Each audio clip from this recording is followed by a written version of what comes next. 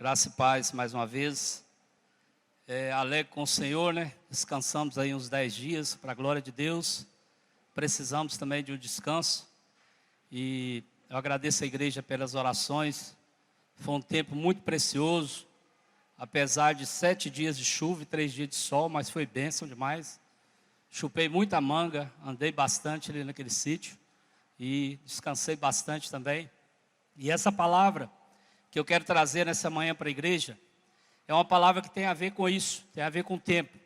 Abra sua Bíblia, em Eclesiastes, capítulo 3, eu quero estar trazendo uma palavra para a igreja nessa manhã, e o título dessa palavra é o tempo para todas as coisas.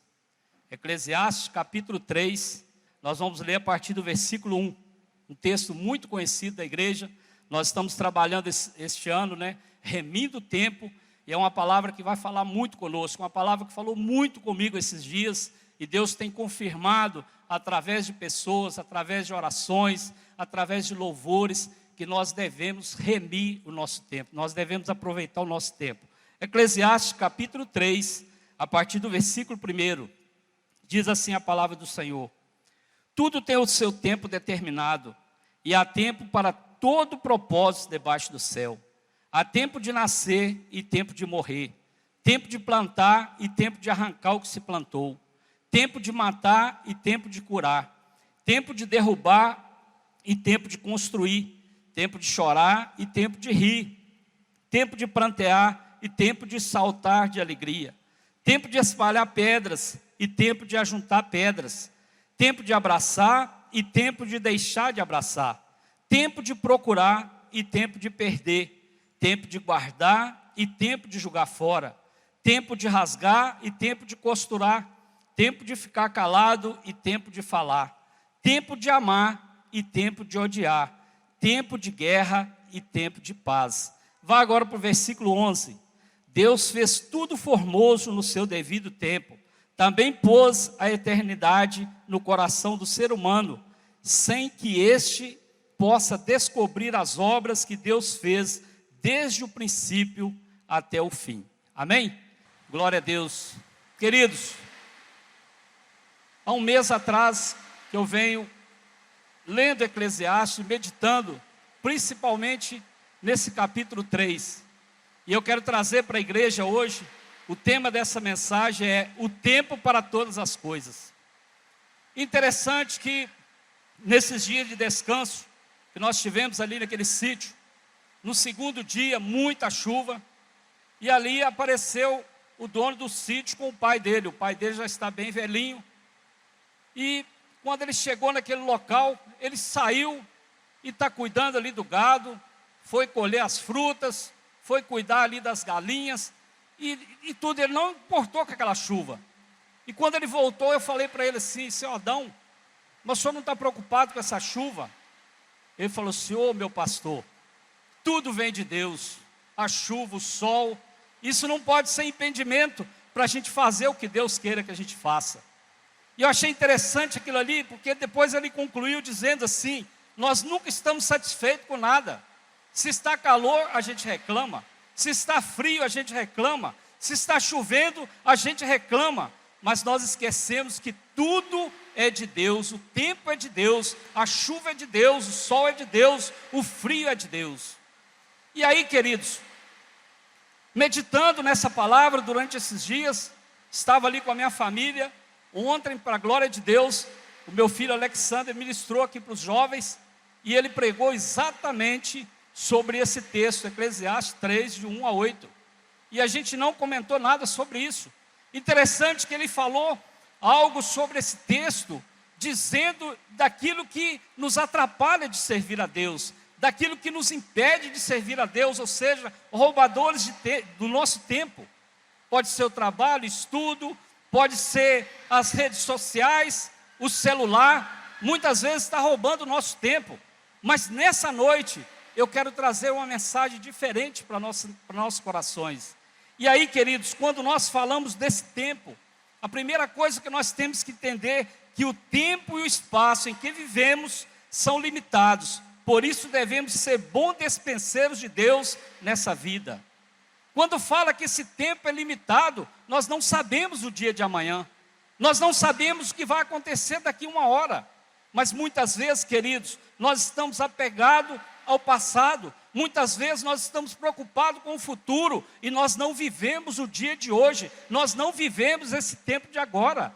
Apesar de tanta chuva, você está aqui nessa noite para ouvir essa palavra. Isso é entender que o tempo de Deus para nossas vidas, ele é limitado. E nós temos que entender, queridos, que quando Deus nos chamar, nós temos que estar pronto. Quando Ele nos chamar, nós temos que estar pronto para servi-lo. E tempo também quer dizer duração relativa das coisas, que cria no ser humano a ideia de presente, passado e futuro, período contínuo no qual os eventos se sucedem. Quantas vezes, queridos, nós ficamos olhando para trás. Ah, quando eu era jovem, as coisas eram assim. Ah, quando a igreja era assim, a coisa era melhor. Ah, quando eu fazia isso, meu trabalho era melhor. E aí você começa também a pensar muito no futuro. Daqui a pouco eu quero ser assim, eu quero ser assado. Mas esquece de viver o presente. Esquece de viver aquilo que Deus tem para nós. E entender, queridos, que esse período que nós estamos vivendo é o período que vai acontecer as coisas. Quem sabe você está aqui nessa noite passando por uma luta muito grande. Quem sabe você está aqui nessa noite à procura de algo para a sua vida. Eu quero te dizer que no tempo de Deus você vai receber a sua vitória. Na hora certa você vai receber aquilo que Deus tem para você. Então, queridos, nós temos que viver o presente, aproveitar esse tempo oportuno. O texto, o qual nós lemos aqui, fala muito bem sobre esse tempo. Tudo tem o seu tempo determinado e há tempo para todo propósito debaixo do céu. Queridos, nós estamos debaixo do céu. Qual que é o propósito que Deus tem para mim e para você? Qual que é o propósito que Deus tem para a sua vida? Quem sabe você começou o ano de 2020 a todo vapor. Esse ano eu quero ler a Bíblia, esse ano eu quero orar, esse ano eu quero participar da célula, eu quero fazer o meu discipulado dia a dia. E já passou o primeiro mês, talvez você já esteja começando a desanimar. Querido, não desanime, entenda que tudo tem o tempo de Deus. E esse texto de Eclesiastes, ele foi escrito pelo rei Salomão, há 1000 anos atrás, 1000 anos antes de Cristo. E aí, esse Eclesiastes quer dizer referência a alguém que fala ou discursa em uma reunião ou uma assembleia. Ou seja, Eclesiastes é o pregador. Então ali Salomão, ele era o próprio pregador. E aqui esse pregador, ele tem algo mais a nos dizer através dessa palavra. Ele quer destacar o enorme contraste entre a criação e o Criador. Nós somos a criação, o homem é a criação, mas Deus é o Criador.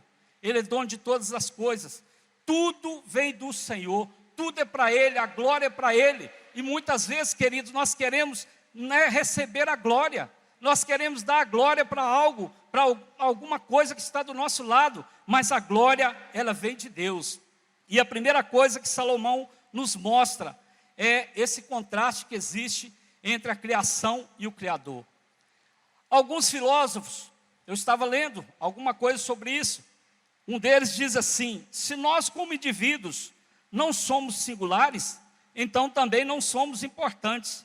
Se não somos importantes, então a vida não tem sentido algum e não vale a pena ser vivida.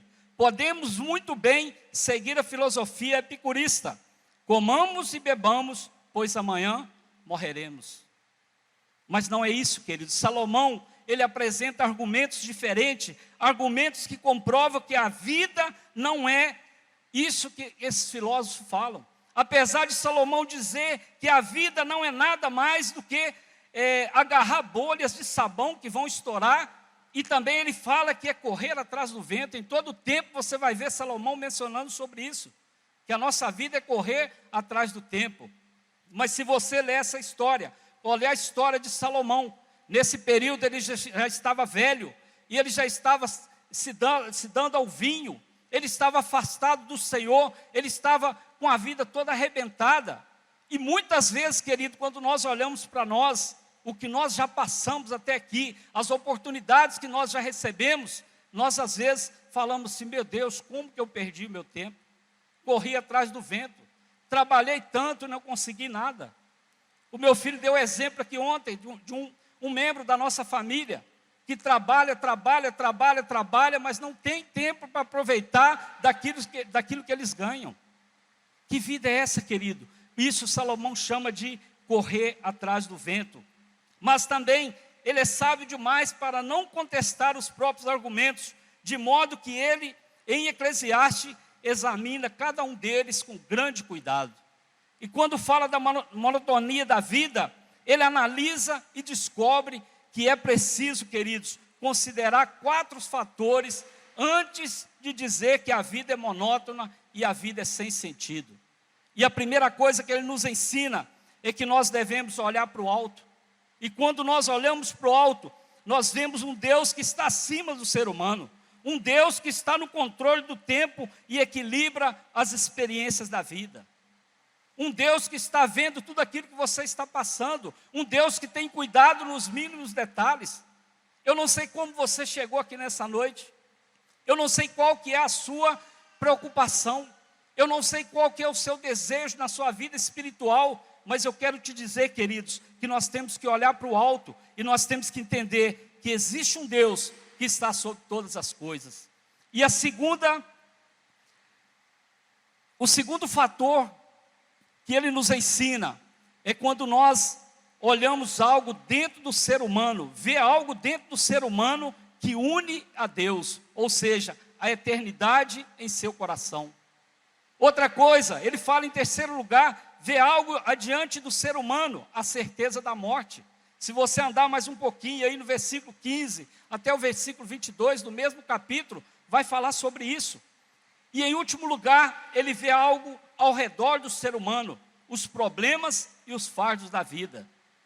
Como eu falei, eu não sei como você chegou aqui, eu não sei qual que é a sua demanda nesse tempo, nesse momento, mas eu quero te dizer, queridos, que Salomão, ele nos orienta a olhar para o alto, olhar para dentro, olhar para frente e olhar ao nosso redor.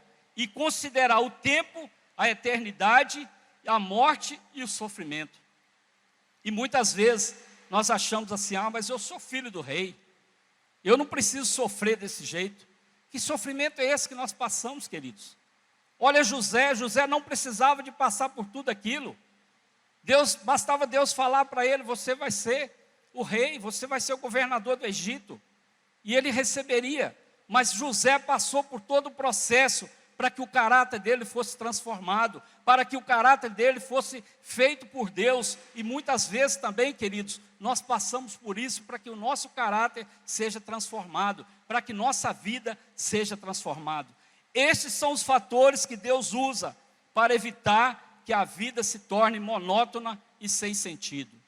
E caminhando mais um pouquinho, Deus, queridos, antes do nosso nascimento, até o momento da nossa morte, Deus está realizando seus propósitos, mesmo que nem sempre sejamos capazes de entender o que está fazendo. Muitas vezes a gente fala assim, meu Deus, eu oro e nada acontece. Meu Deus, eu participo da igreja, eu sou fiel em tudo na igreja e nada acontece. Mas, querido, quando ele fala para nós olharmos para dentro, nós temos que, como fala lá em 1 Coríntios, nós temos que examinar nós mesmos. Que muitas vezes nós estamos correndo atrás de algo que não vem de Deus. Nós estamos correndo atrás de algo que não é do Senhor. Então, queridos, não se importe. Deus está realizando os seus propósitos. Deus está fazendo algo na sua vida. E no momento certo, você vai receber sua vitória. No momento certo, você vai declarar que você é um vitorioso. Você vai declarar que você é mais do que vencedor no Senhor Jesus. E Salomão, queridos, ele afirma em 14 declarações que Deus trabalha na vida de cada indivíduo, procurando realizar a sua vontade. Eu não vou falar de todas elas, mas nós podemos entender, queridos, que quando Salomão começa a dizer sobre isso, nesse versículo 11 que nós lemos, diz assim, se cooperarmos com o tempo de Deus, a vida terá sentido. Tudo será formoso em seu devido tempo, até mesmo as experiências mais difíceis. E aí, a maioria dessas declarações que nós lemos aqui nesse capítulo 3, do versículo 1 ao versículo 8, talvez é muito fácil a gente entender. Mas tem algumas, queridos, que nós queremos entender melhor, nós temos que procurar entender melhor. E eu quero falar rapidinho de algumas dessas declarações. Quando ele diz no versículo 2, nascer ou morrer. Quando nós olhamos para esse texto, quando nós olhamos para esse versículo, passa mil coisas na nossa cabeça. Olha que coisa interessante. Coisas como aborto, eutanásia, uso de espermatozoide de óvulos desconhecidos para a fertilização do in vitro, dão a impressão de que o ser humano está no controle do nascimento e da morte. Mas, querido, Salomão, ele afirma exatamente o oposto. Salomão, ele nos ensina que nós devemos entender que nascer e morrer, nascimento e morte, está nas mãos do Senhor. Então, queridos, o nascimento e a morte não são contingências humanas, mas sim contingências, determinações divinas, pois Deus é quem está no controle de todas as coisas. E aí eu quero ler alguns versículos que falam sobre isso. Quando nós olhamos primeiramente lá em Gênesis, capítulo 29, no versículo 31, a Bíblia diz assim: quando o Senhor viu que Lia estava desprezada, fez com que ela fosse fecunda, ao passo que Raquel era estéril. Aqui ele está falando das duas esposas de Jacó. Jacó trabalhou 7 anos para casar com a Raquel, mas naquela época oferecia a filha mais velha, e foi oferecido para ele a Lia. E a Lia era estéril também, ela ficou 20 anos à espera de um filho. E Deus deu esse filho para ela, para que ela não fosse desprezada. E lá no capítulo 30 de Gênesis, no versículo 24, Deus lembrou-se de Raquel, ouviu-a e fez fecunda. Ela engravidou e deu à luz a um filho. Então disse: Deus tirou de mim o meu vexame e deu um filho pelo nome de José, dizendo: que o Senhor me dê ainda outro filho. E a história conta, na Bíblia, a Bíblia nos diz que além de José, ela também foi mãe de Benjamim. E a Lia foi mãe de 7 filhos. Então, queridos, é Deus que dá a vida. É Deus que gera vidas. E quando nós olhamos também em Josué, capítulo 24, no versículo 3, fala de Abraão. Eu, porém, trouxe Abraão, pai de vocês, do outro lado do rio, e o fiz percorrer toda a terra de Canaã. Também multipliquei a descendência dele e lhe dei Isaque. Quando nós olhamos para a história de Abraão, um homem de 99 anos, a sua esposa Sara, 90 anos, estéril, mas tinha uma promessa sobre Abraão, que ele seria pai de uma grande nação. Queridos, tem uma promessa sobre a minha vida e sobre a sua vida, que você vai ser mais do que vencedor. Algo novo vai nascer na sua vida, mas nós temos que entender, queridos, que é o Senhor que é dono de todas as coisas. Ele que faz com que essas coisas aconteçam. Jeremias capítulo 1, versículo 4 e 5 diz assim: a palavra do Senhor veio a mim dizendo: antes de formá-lo no ventre materno, eu já o conhecia, e antes de você nascer, eu o consagrei e constituí profeta às nações. História linda, a história de Jeremias. E também, queridos, Deus quer escrever uma história linda para mim e para você. Aliás, eu gosto de dizer que Deus já tem essa história escrita, até mesmo com o ponto final. Vai depender de mim e de você como nós vamos chegar a esse final dessa história. Vai depender da nossa obediência, vai depender daquilo que nós estamos servindo ao Senhor. E também, só para finalizar sobre o nascimento, uma história muito linda. Lucas capítulo 1, do versículo 5 ao 25, conta a história do nascimento de João Batista, que ali Zacarias, um homem velho, Isabel também estéril, aparece um anjo a Zacarias e fala para ele que ele seria pai de um filho. E Zacarias ficou meio amedrontado, e aí ele ficou mudo por alguns tempos, para que não falasse aquilo que aconteceu. E no finalzinho desse versículo diz assim: foi isso que o Senhor me fez, para acabar com a minha vergonha diante das pessoas. Aqui é a palavra da Isabel, que se sentia envergonhada porque não era mãe, mas Deus concedeu vida para aquela pessoa. E aí, se a gente olhar toda a Bíblia, ela fala sobre esse nascimento. E lá em Salmos 139, do 13 ao 16, afirma que fomos tecidos por Deus no ventre de nossa mãe, de tal modo que a nossa estrutura genética é perfeita para aquilo que Ele tem preparado para fazermos. E no finalzinho desse versículo diz assim: no teu livro foram escritos todos os meus dias de vida. Olha que coisa linda, querido. Então nós temos que entender que esse nascer e morrer pertence a Deus. Efésios 2,10 diz assim: pois somos feitura dele, criados em Cristo Jesus para as boas obras, as quais Deus de antemão preparou para que andássemos nelas. Então, queridos, quando nós olhamos para essa situação, nós podemos até afirmar, nós podemos até apressar a morte com a nossa insensatez, mas não podemos evitá-la quando chegar a hora, a menos que Deus assim o deseje. Lá em Isaías 38, conta a história do rei Ezequias, que foi acrescentado para ele mais 15 anos de vida, porque Deus quis assim, queridos. Então o controle de nascer e morrer está nas mãos do Senhor. Que nós venhamos aprender isso nessa noite. Versículo 2 ainda, quando fala plantar e arrancar. Como povo rural, os israelitas davam grande valor às estações do ano. Na verdade, seu calendário religioso se baseava no ano agrícola. Está lá em Levítico 23. E quando nós falamos dessas estações do ano, eu acho interessante, logo após o inverno, que é algo terrível, você olha para as árvores, né? Estão sem vidas, sem folhas, secas, mas aí é o período que está gerando vida dentro delas, onde tem a seiva, e logo após vem a primavera, que são as flores. O que eu entendi isso, queridos? Para nossas vidas, muitas vezes nós estamos passando por dificuldade, nós estamos tendo problemas nos nossos relacionamentos, nós estamos tendo problemas no nosso trabalho, muitas vezes nós estamos tendo problemas no nosso casamento, com nossos filhos, mas nós temos que entender, queridos, que logo após o inverno, vem a primavera, vem as flores. Isso traz para mim e para você uma esperança que dentro de mim e de você, quando nós acreditamos que nós servimos um Deus que é dono do milagre, nós servimos um Deus que faz todas as coisas, mesmo que a gente passe pelo vale da sombra da morte, nós sabemos que Deus está trabalhando em nosso favor. E nós temos vários relatos, pessoas à nossa volta. Eu quero citar somente o Guilherme, que é um garotinho que a gente acompanha há muitos anos, com 4 anos de idade. Os médicos falaram para levar o Guilherme para casa, para ele ter uma morte mais saudável, junto com a família.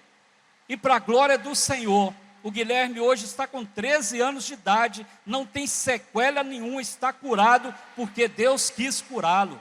Deus trouxe algo novo para ele. Então, queridos, em todas as áreas de sua vida, mesmo que você esteja passando por esse inverno, mesmo que você esteja com aparência feia, mesmo que você não esteja vendo saída, creia que está chegando o momento de florescer, está chegando o momento de você receber a sua vitória, porque a palavra de Deus é fiel e ela vai cumprir na sua vida.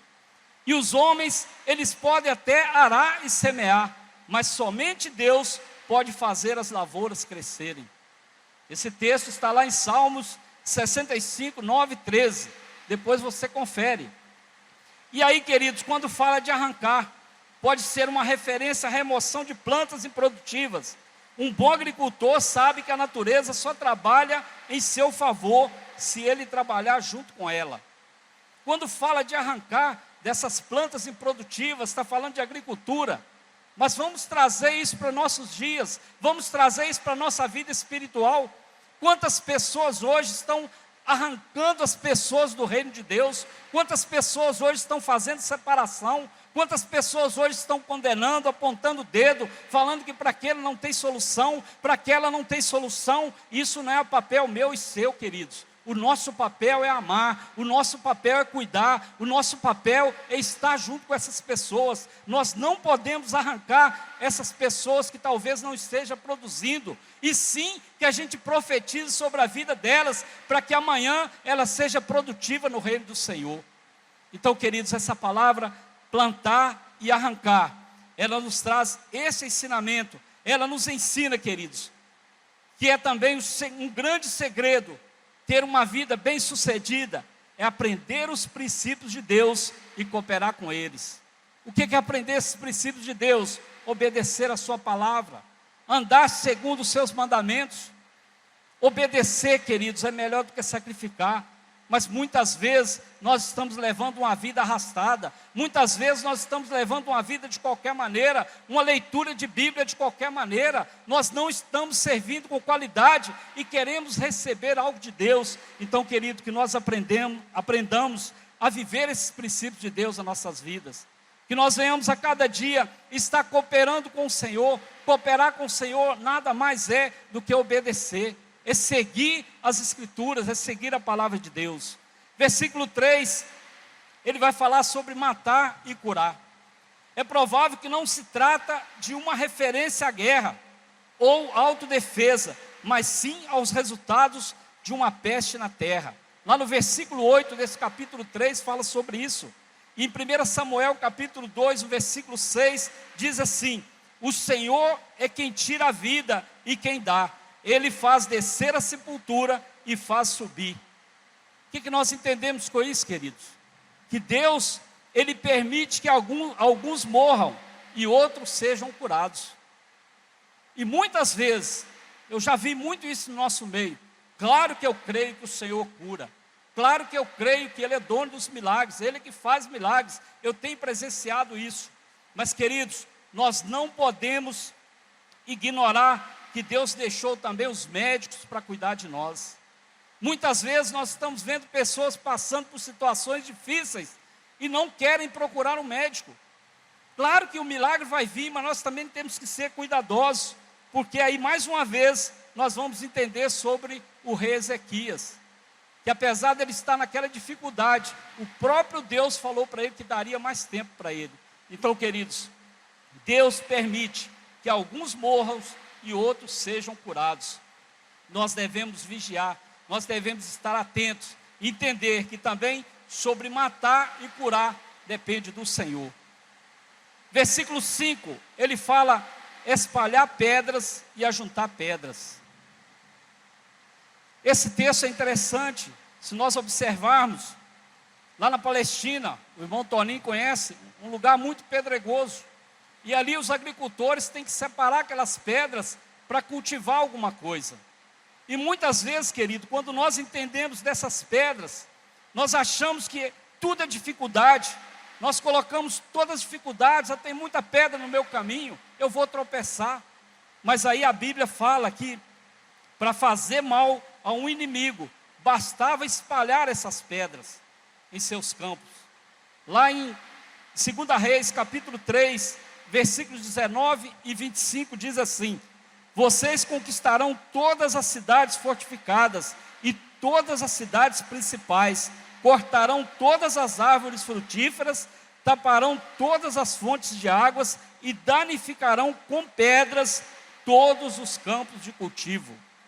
No versículo 25 fala assim: arrasaram as cidades de cada um, e cada um lançou uma pedra em todos os campos de cultivo e os entulharam, taparam todas as fontes de águas e cortaram as árvores frutíferas. E aí, queridos, teve alguns que usaram essas pedras para fazer algo de bom. E aí, quando as pessoas juntam essas pedras para construir muros e casas, você está construindo algo bom. As pedras não são boas e nem ruins. Muitas vezes essas pedras são de utilidades. Eu contei aqui pela manhã que lá nesse sítio tem uma cascata feita com pedras. E aí eu perguntei para o rapaz: onde você conseguiu essas pedras? Ele falou assim: olha, eu passei num sítio, essas pedras estavam abandonadas, e ele falou que ia jogar essas pedras fora. E eu trouxe essas pedras e construí essa cascata maravilhosa. Então, queridos, muitas vezes essas pedras podem servir para você construir alguma coisa.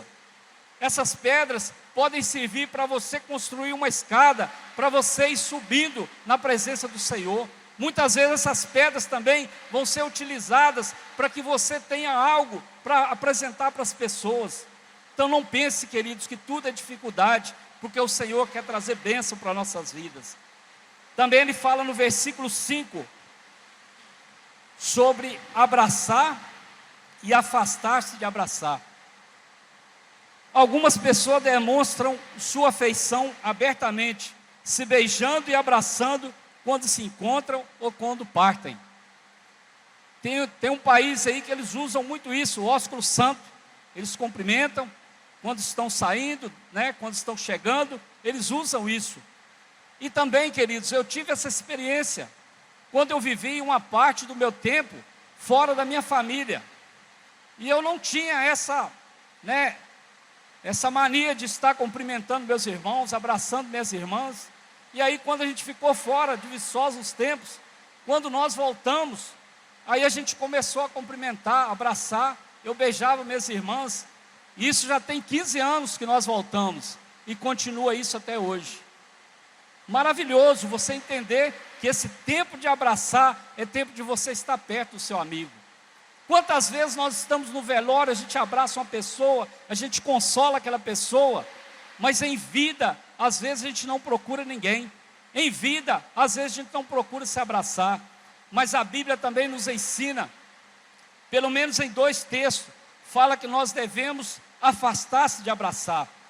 Lá em Levíticos, capítulo 15, no versículo 19 ao 31, vai falar da mulher quando estiver com fluxo de sangue habitual, ou seja, no período da menstruação.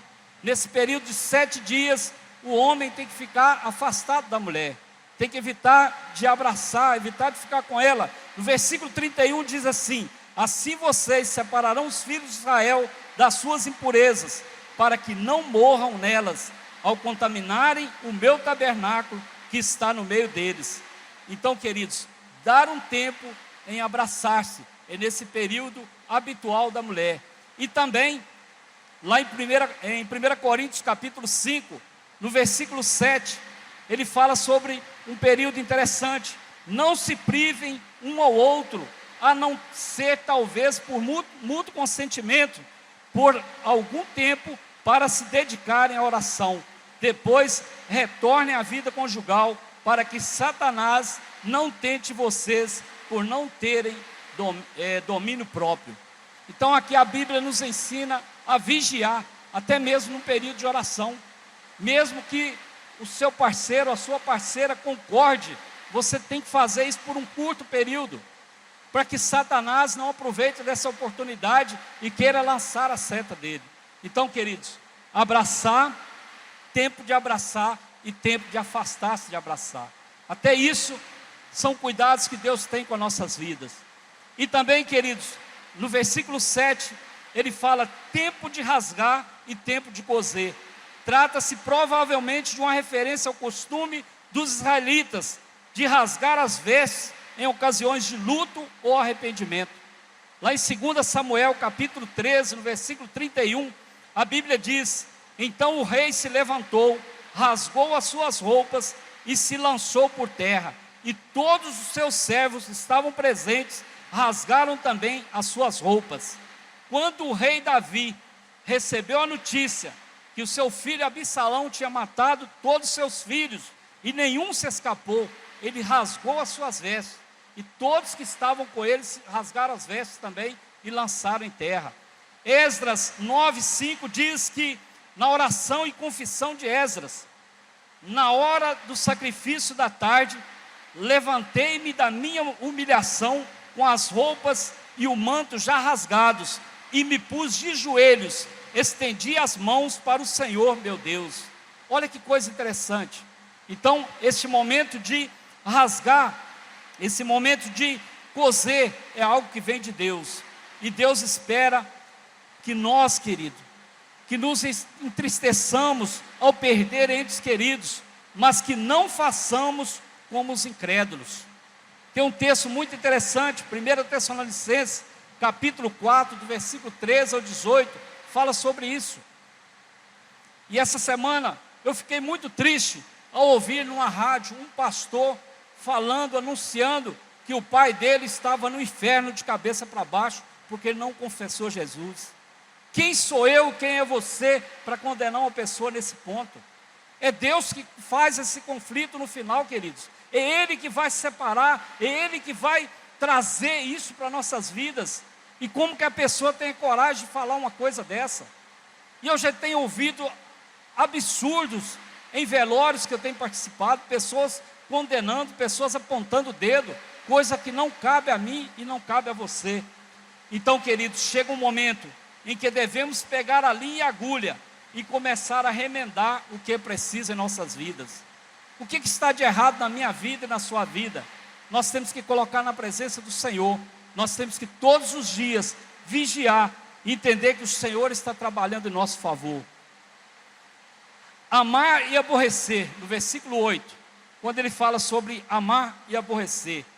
Deus permite que o seu povo sinta ódio? Você acha isso? Você acha que Deus permite que o seu povo sinta ódio?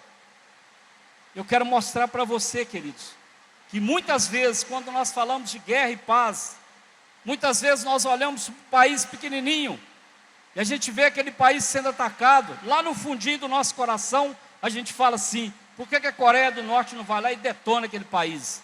Não é isso que nós pensamos? Queridos, muitas vezes o nosso coração está carregado desse ódio, muitas vezes tem coisa que tem que nos aborrecer, e a Bíblia fala lá em 2 Crônicas, capítulo 19, no versículo 2, diz assim: o vidente Jeú, filho de Anani, saiu ao encontro do rei Josafá e lhe disse: será que você deveria ajudar o perverso e amar aquele que odeia ao Senhor Deus? Isso é coisa que nos entristece, queridos. Isso é coisa que entristece a Deus. Nós não podemos conformar com isso. Nós temos que entender que quando fala de amor, lá em Salmos 97:10, diz assim: vocês que amam o Senhor, odeiam o mal, Ele protege a vida dos seus santos e os livra das mãos dos ímpios. Amar a Deus sobre todas as coisas tem um preço, queridos.